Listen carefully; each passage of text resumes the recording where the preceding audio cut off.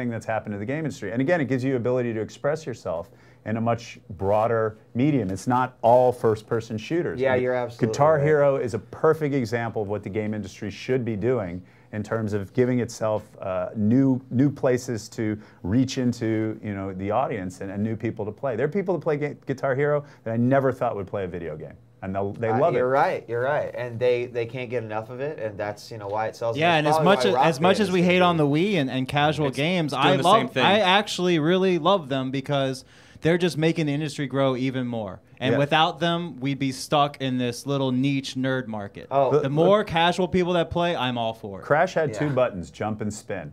And there were people I remember that had a hard time playing it. And by the time we made Jak 3, we had charts on the wall explaining how the controller worked in different ways during different modes. Well, in flight mode, this button now does this. It just got way beyond what people could handle. So I think the Wii's success is going effectively not only back to 2 buttons, but going to point at it. Right. You know, as much as you might not like that as a hardcore gamer, there are a lot of people out there that don't have, like I have, you have years in the industry to know how to use these controllers. I totally agree, and actually that does bring up something that I wanted to talk with you about, and that is the concept and something that we talk about on the show a lot with our callers. By the way, callers, let's go ahead and open up the phone lines. They're open.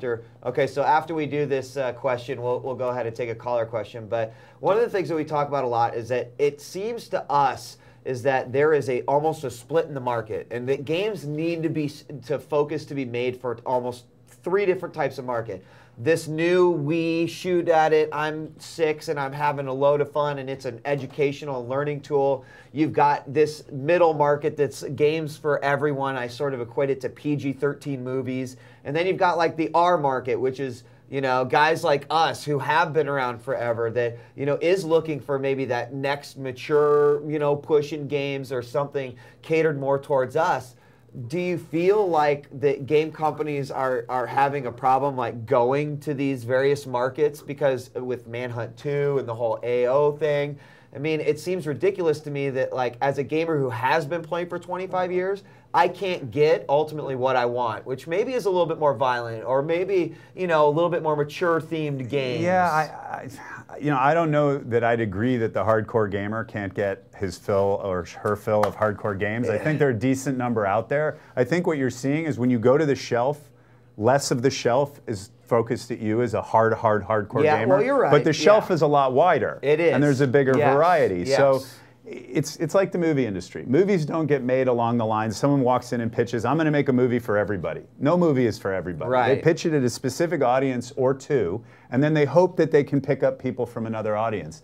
And because of that, the movie industry serves everything from 2-year-olds, 5-year-olds, and 10-year-olds to hardcore action fans. And on the other end, you know, you got your Walter Lemon and Mathau movie type things. I know they're not doing them anymore, but that kind of movie that's made for 50-year-olds. And that breadth, again, is healthy for the industry. And as the game industry broadens, I think it's going to be healthier. You may not be able to walk into a store and see 50 titles all geared to you, but you may see 300 titles of which 30 of them are geared to you. Well, on top of that, then, how do you feel about the fact that, you know, Manhunt was basically, sorry caller, 1 second, that Manhunt was Manhunt 2 specifically, even though I really thought it was terrible, it seemed butchered, almost like sort of outlawed in the fact that they were an adult-only title because a lot in part of the Wii and the fact that we are seeing just an insurge, I think, of younger gamers really just flock to the market. And like you said, my wife, who... What do you mean by slaughtered? I mean, it came out, right? It came out mature. Well, it was censored. Okay, go back to when I was a kid and Slaughterhouse, the video game, came out. I remember playing Slaughterhouse. That was hardcore. Right. And literally, it was a guy with a sword that hacked at people. And it wasn't even that. So that was it. There was nothing at all violent or adults only in the market. So I think the market is allowing things that are more violent than ever before. And granted, some of them are going to get panned and some of them are going to get trouble, but it did see the shelf. And it may not have seen the shelf 10 years ago. And I don't think that anybody is saying because there are Wii gamers, these games shouldn't come out. And by the way, in every other industry, the same thing happens. There I are albums know. that come out that the rap is just a little too strong, and they get crap, and they come out, but no one will market them or whatever. Movies that are AO get cut to be R. Movies that are R get cut to be PG-13. This happens all over the world. And if somebody wants to create an incredibly violent video game and put it out, there is a format out there that will allow them to do it. It's the PC, and nobody will stop them unless they're doing something that is against laws, like underage sex or something like that. I mean, yeah, fair enough. Within the law, they can put out any game they want. If a publisher or a hardware says this is not what we want, I don't think that's killing the market. I think that's totally fair, because there is a market where you can do anything you want, and that's the PC. All right, so we'll come back to that in just a second too. That's it's a really great point right there. A caller. Caller, what's up? Do you have a question? What's up? Yeah, I got a question for the developer there. Dude, you came up with so many great games. I mean, where do you get these ideas from? Do you dream of them or something? Did you dream of them? Sometimes, actually. When you really get into a game, you definitely have ideas in the weirdest of places. I will not mention specifically which, but you can imagine. The bathroom. I honestly don't know how. I do have a lot of ideas. I remember vividly watching Star Wars at 7 years old, and at the same time playing Dungeons and Dragons, and realizing at that time that that's what I wanted to do with my life, is I wanted to create worlds. And from that point on, my focus was on creating worlds. That's just what excites me. That's just what it is. And where does it come from? I honestly don't know. And there are other people that aren't good at creating, but they're better at actually taking creations and doing it. I can't draw.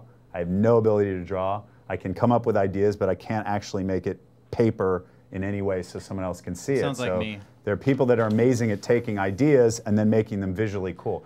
Joe Mad, by the way, one of the guys who designed Iron and Angel, the reason I went to him to design the heroes to Iron and the Maiden is because he can literally take anything and say, I want a pickle in gym shorts, and I want him to be badass. And he will draw that pickle, and you will know that it's the baddest ass pickle on the planet. So that's not my talent. So did you come up with Crash?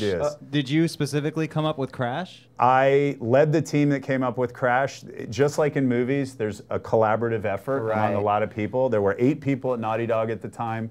Bob Raffi definitely was the guy with paper at Naughty Dog. We had Charles Zembelis and Joe Pearson, 2 Hollywood cartoon creators that we kind of contracted with that came in. I led the process. I was the director that kind of moved it along, but there were incredibly, creative people working on that. No idea is one person, by the way. Is Andy your longtime partner? Yeah. Is he often a source for inspiration and ideas? He is. Well, some of the early games we did, Rings of Power specifically, was his game. I mean, I was the artist on it, but none of that was my idea. Andy's very much more fantasy. World of Warcraft is the game he always wanted to make. He's got like 50 level 70 or whatever characters at this point. It's like, that's the game he always wanted to make. And there was a time in the market where that kind of game wasn't doing well, and Andy just didn't design because that's all he wanted to design. And then we were working hard on Jack, and he's like, God, we got to make this Dungeons and Dragons in 3D multiplayer game. It would do so well. And I'm like, we'll get to it. And then, Blizzard comes out and like just puts the smackdown on that. What do you think about that? Well, because you mentioned PC games too, and of course you can find about 1,000 forum threads about guys like World of Warcraft's killing the PC and blah blah blah. No. How can you say that World of Warcraft's killing the PC? World of Warcraft is entertaining millions of people. I know. How can that kill the PC? In that market, people don't switch back and forth between games as readily. You have your subscription. You don't want your characters to die. You certainly don't want to start over as the level 0, go knock around a couple squirrels or whatever it is to get your experience. I'm into that. I think that game industry will also mature and people will start to spread out. It won't all be World of Warcraft all the time. Right. Someone else will come out with something compelling and challenging. And fantasy's not the only thing in the world that people want to play. Right, you know? exactly. How about World of Future? Right? Someone come out with something different. Caller, we got a new caller on the horn. Caller, you got a question for Jason? Yeah, I just want to thank you for creating Crash Bandicoot, because that game was freaking awesome. I loved it. Crash. Oh, Crash. After Super Mario World, that I was just like totally into. It was a pretty awesome game. Thank you. I appreciate that. Yeah, it's I don't know that I will ever outdo what we did with Crash. I hope to be on a project like Crash again. Crash 1, it's great. It was a good game, but it wasn't. I think Crash 2 and Crash 3 really were the ones where we got the gameplay right and everything kind of came together. Those games were a lot of fun. Did you have a question, caller? Did you have a question, caller? Yeah, Wheat, you got to clear your list on the PSN. It's full. You can't play with it.